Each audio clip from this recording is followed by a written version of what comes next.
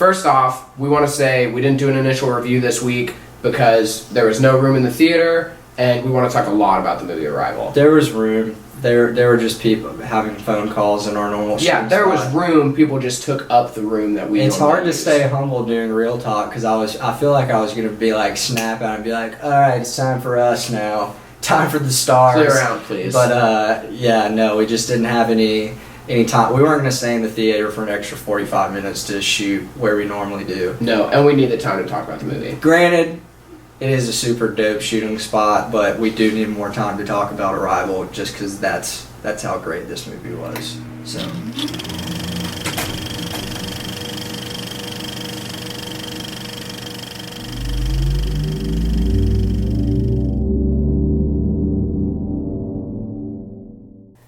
Finally, we've seen a good movie for real talk.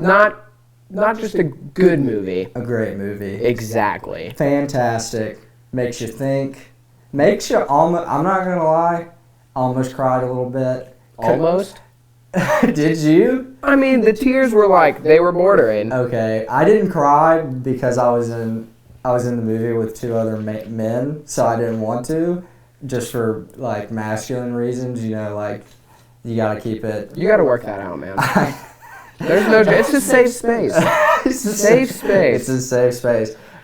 So let's get into talking about the movie. I really couldn't recommend it more. Anyone, like I would say anyone should see this film. Even for young people, I mean old people who maybe not are like into science fiction because you know they're just not really into technology, and that's typically what it's based around. The movie's called Arrival. And it's based off a Story of Your Life by Ted Chiang. Makes so much sense. And it won the Nebula Award, which is like the primo award for short science fiction. Yeah. And I feel like the original title is much better suited for the film. Yeah, the word Arrival is almost misleading. I mean, they kind of do a little title drop, which... I mean, you kind of do it in every single movie. Of course. But for this, it's really not... You think it as an alien invasion movie, but it's really a movie about Amy Adams' character. Yeah. And, I mean, it was just incredible. And I like getting into the scores of it, like, it seems a little ridiculous, but, I mean... It's so good. So, let's talk about the cinematography. 10. That's a 10. 10 out of 10. That's a 10. It had like everything you want in an artful film. So it had like some really insane depth of field shots. Yeah. The camera stuck with Amy Adams' character a lot. And I feel like that was purposeful to show that this story wasn't really about the alien invasion, but how her learning, that's like her job is she's a linguist. So she's trying to learn the language of the aliens to communicate with them and find out what their purpose is. Yeah. Because everyone thinks they're like here to just like Independence Day the entire world. So it's more a story about her, and so the camera sticks with her, and it sometimes withholds like stuff from you, and then sometimes it gives you stuff that she hasn't seen, and the depth of field shifts on what she's focusing on like throughout the scene. And just the beauty of each shot.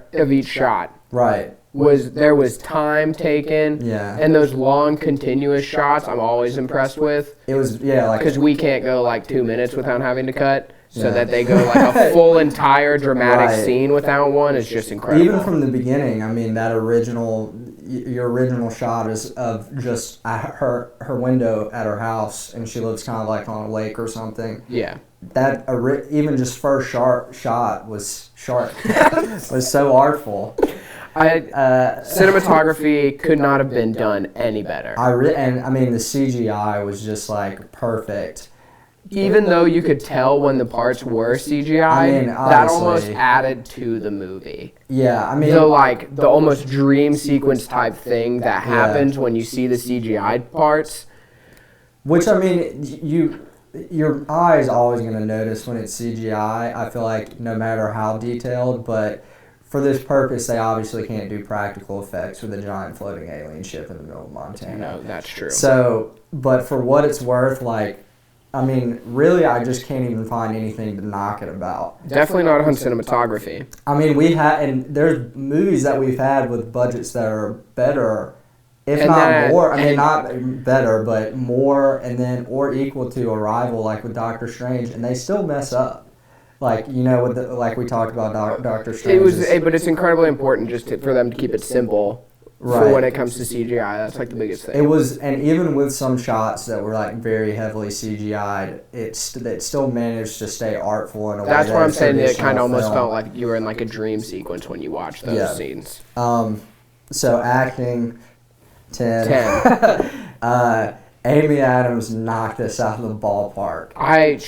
Every emotion that she felt, I felt so personally. I mean, I don't see. The thing is I feel like this goes to show how important movie choices are for actors, because the last big thing I've seen Amy Adams in is like Batman versus Superman or Man of Steel or stuff like that, and I mean, it just doesn't give her much room to explore, to fully broadcast a sense of like emotion. And her characters have never really been like the key character, what we're focusing on. This movie is entirely about her character. I can't stress that enough. Yeah, she took this opportunity though and she didn't drop the ball on it at all. Like it with Girl on a Train, you know, we had so many of those close-ups, and you just realize how great of an actor Emily Blunt is. Yeah. This performance was like that, but it was in a movie that was so much better,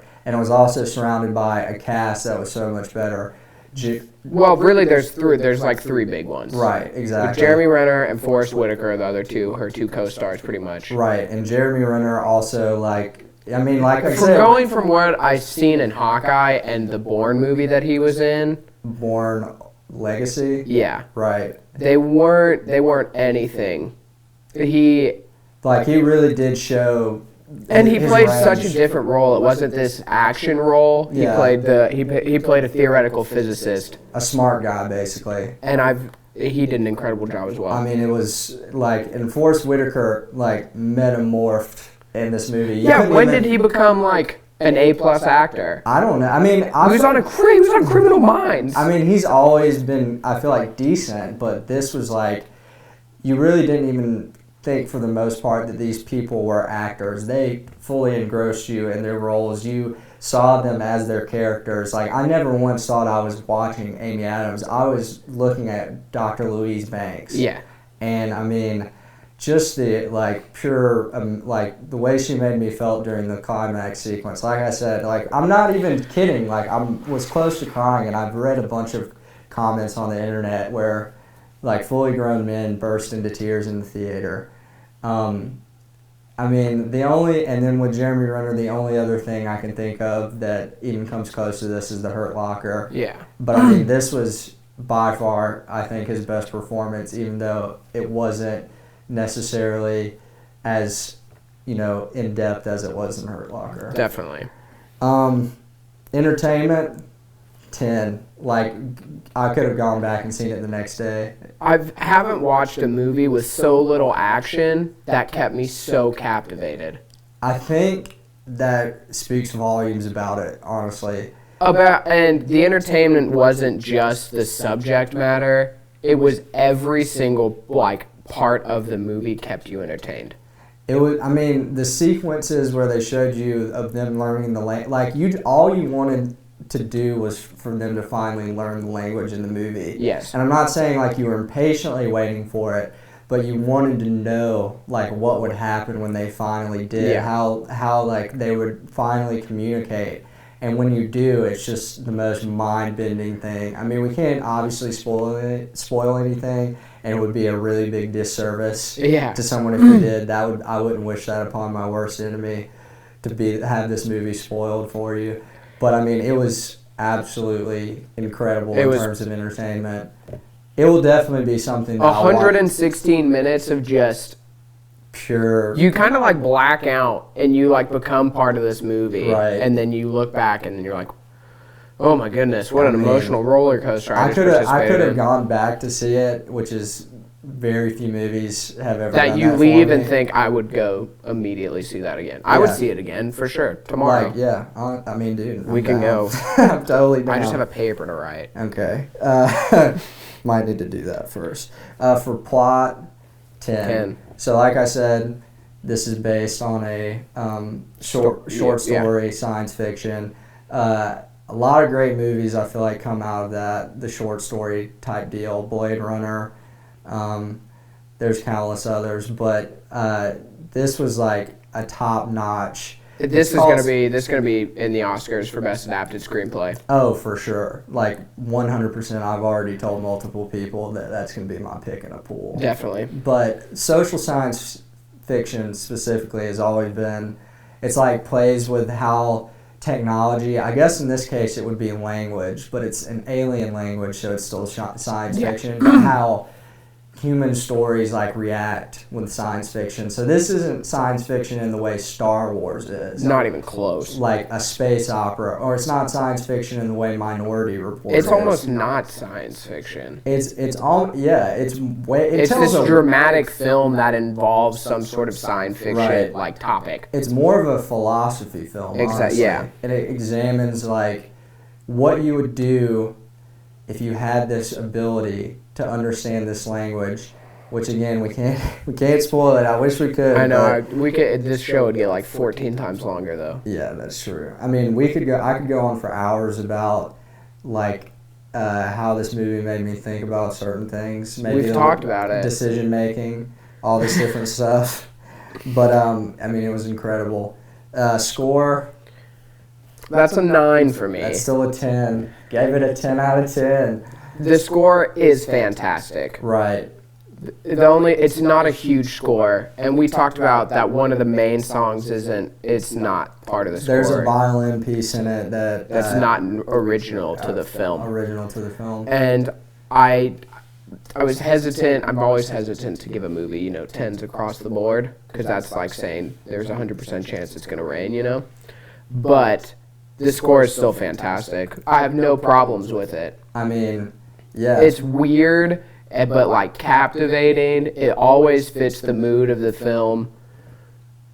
I mean, Johan Johansson did a great job. Yeah, I feel like he's going to be, just from this score, I mean, it was very stylistic. It wasn't like, most of it I feel like was done digitally.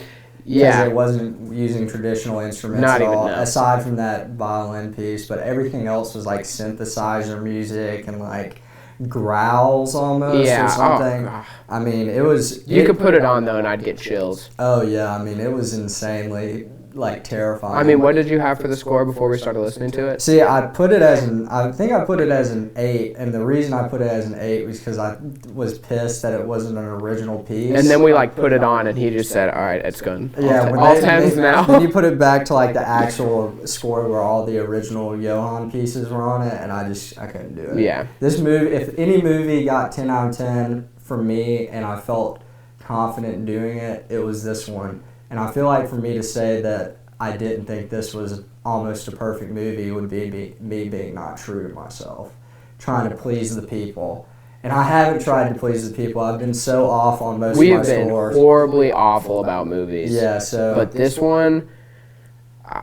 It makes up for all the bad movies I've had to see. Yeah, it reminded me why that I love going to see movies so much. I know. I still think about it. Like, we talked about it for so long, and then I came back and laid in my bed, and I thought about it by myself. I really just hope it doesn't get robbed at the Oscars, honestly. I don't think it'll get... It'll get robbed for a couple of them. It happens every year when your favorite movies get kind of... I mean, I listed all snubbed. the awards I thought it was going to get, and it was like 7.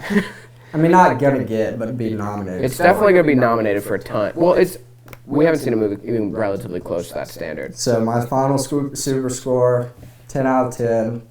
Perfect movie in my eyes. Mine is 49 divided by 5. I didn't write it down. That's probably, let's just say it was 9.7. 9.8. All right, I can't remember. I'm really embarrassed. I'm an engineering major, and I can't do 49 divided by 5. Yeah, we just didn't plan for Although it. that's an odd thing to do. All right. In one corner, we have Jake Phillips, co-host of Real Talk. in the other corner, Rotten Tomatoes top critic. Welcome to The Shredder! All right.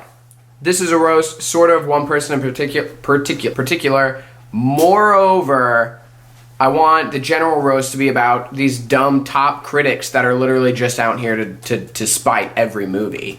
That they just never want to see a good movie. People thought Tyler and I were doing that, but we love movies. We loved Arrival. Every fiber of my being, I loved that movie. I thought it was fantastic. I would recommend it to anyone in the entire world. However, there are critics out there who literally get paid to talk about these movies. They get paid to critique these films. They sit through. I doubt they have to pay for these movies. Occasionally, we have to pay for the movies we go to see.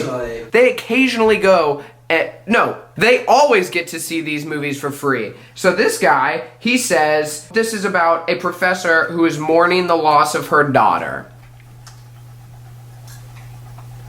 No, she's not mourning the loss of her daughter. I can't spoil the movie for you, but that is absolutely incorrect. Boy, that is spoiling the movie though, isn't it? That is the most ridiculous statement you could say because it is completely false. They obviously did not have the brain cells in order to understand what was happening in front of their very eyes. Next, he says, Jeremy Renner's character is an egghead who's nothing more than a plot device.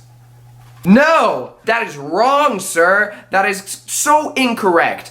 Jeremy Renner helped facilitate the massive undertaking of discovering what these alien beings are saying, what they're trying to communicate to us. He is instrumental in helping the human race survive whatever catastrophic event could have possibly occurred. And to say he's an egghead, he is a theoretical physicist. I have taken 2 physics classes, so no, any theoretical physicist is a borderline genius. Shout out to all my physicists out there. Moreover, what does that even mean, moreover? In summation, if you are a film critic, if you want to be a film critic, you need to be able to understand complex, abstract movie plots. Not every single movie is going to be spelt out for you, but if you are going to claim that you are a movie critic, you need to sit and correctly watch the films. You need to understand what happens. If you don't understand what happened,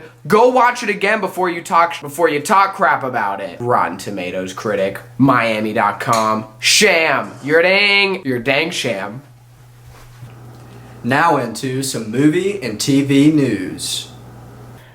So I'm a huge Stranger Things fan.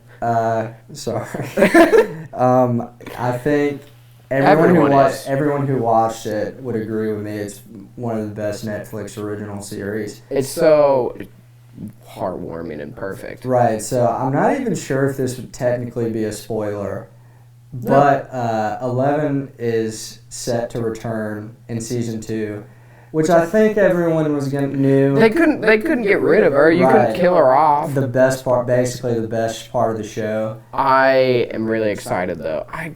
See, the reason I love Stranger Things so much is because the whole time I didn't know what was happening. That's true. Normally when you watch a TV show, you guess immediately kind of what the plot is. I could never put all of it together. So I have no idea how she's coming back. Yeah, I mean, which in that world, it totally makes sense that she would be able to come back somehow. Definitely. The reason I love it is it's just like a love letter to Steven Spielberg and Stephen King. They were like, thank you for everything you guys did. Yeah.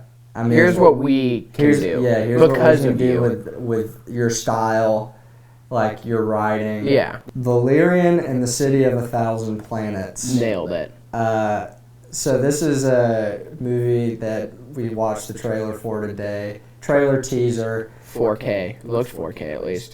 It's a Luc Besson film. So The Fifth Element is probably the first thing that would come to most people's mind. Yeah. Looks very Fifth Element. It looks cool. It's based on a graphic novel, and I've been reading that the graphic novel was inspiration for a lot of concepts, like the concept art of Star Wars and Star Trek and just all these Dune, all these crazy popular science fiction movies.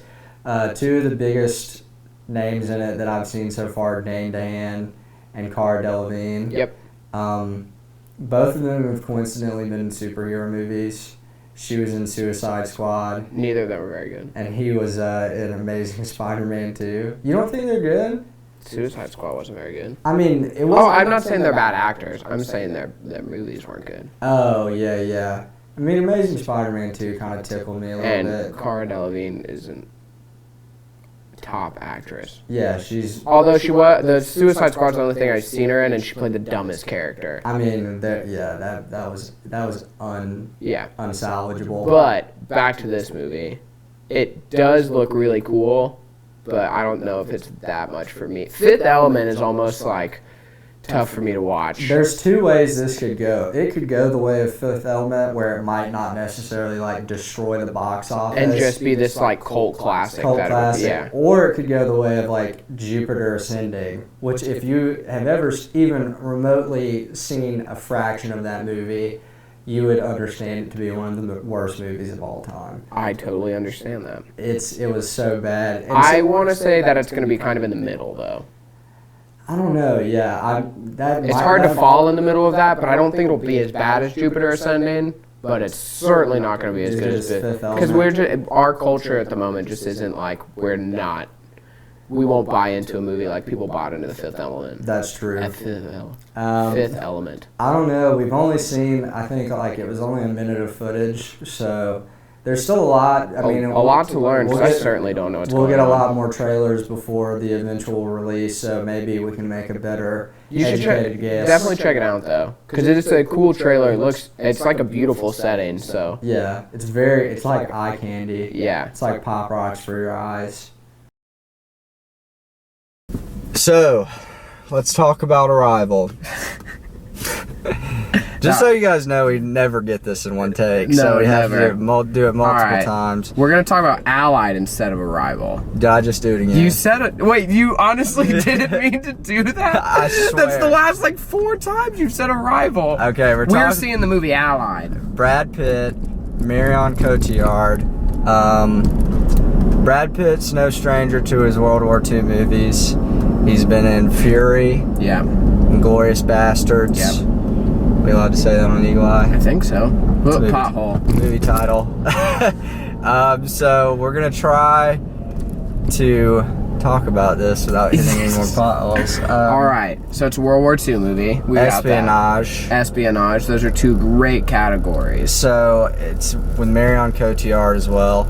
And it's like they go on a mission together, fall in love, they're spies, blah, blah, blah. They're not supposed to fall in love. Turns out Marion Cotillard might actually be a double agent for the Nazis. Which I see as a very stressful situation for the Pitman. Because she's also the mother of his child. Which, she's actually pregnant in real life right now, and I'm thinking that broke up Brangelina. Oh my gosh. And it's going to be Brad Pitt's Real kid. Talk becomes the tabloid scoop show. Yeah, no, I don't think so. Sometimes I want to talk about that stuff, though. All that stuff you read in the magazines, man, it's literally pure false. It's the death of journalism. Anyways, I'm excited for it.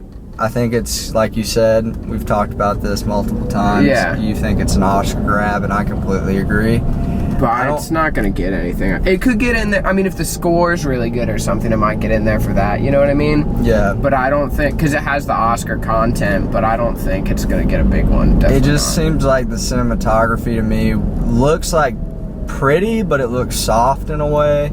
CGI'd. It's very CGI'd, yeah. Definitely touched up and everything. So. I think they're just trying to make it like very stylistic looking, and I'm not sure if I'm going to like the direction they take with it. Yeah. Whereas if they had just done it traditionally. It is Robert Zemeckis. Zemeckis. It's not so enunciated. Yeah, he's the director of it though. Right, and The Wire was like his last movie. Or The Walk. We've talked about this on the drive. Yeah. And it is had the same problem in my eyes where it with that soft CGI look. Yeah, it's I feel like it's intentional by him, and it's to try to recapture that Forrest Gump cinematography that he had in the 90s. Yeah. But he's trying to do it in modern day and keep up with technology and stuff, and it just looks a little fake to me, and I'm not sure. I don't think it'll win an Oscar, but apparently Sully's up for an Oscar. So who knows what's so gonna come shoot on for the this stars. one. Yeah. Allied. If you can do it, then I will be the first one to clap. I'm always pulling for good movies. Yeah, hopefully. I never want a movie to be bad. Right.